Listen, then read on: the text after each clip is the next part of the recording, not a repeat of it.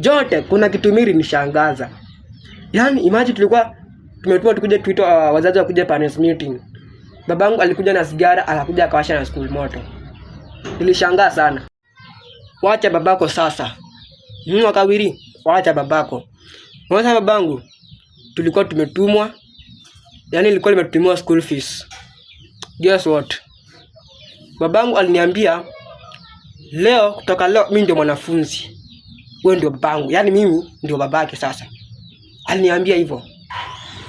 Sasa sana graduate kesho. Jonte na Willy hadi babenyu si mkali. Unajua nini? Mamangu akinichuna anakunjanga mdomo. Sasa mimi nashangaa, mimi na yeye nafaa kukunja mdomo. Si mimi nafaa kukunja mdomo sababu mimi ndo nasikia uchungu. Mimi nashangaa, ananishangazanga sana. Kevo umenikumbusha kitu mbaya sana. Unajua nini?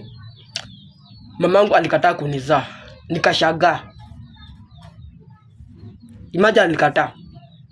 Unaona hapa sio mimi. Ai Kevo. Si mama Willy ni mnoma. Kama alikataa kumzaa, natumia anishangaza. Kwani yeye mtongea na yeye ni nani? Si ni Willy ama je Kevo, si ndio? Wewe si ni Willy. Ai. Si ndio Jonte? Willy anatuchocha. Kwani mama tunaongea hapo na yeye ni nani? Ama je si ndio Jonte? Amwezi elewa.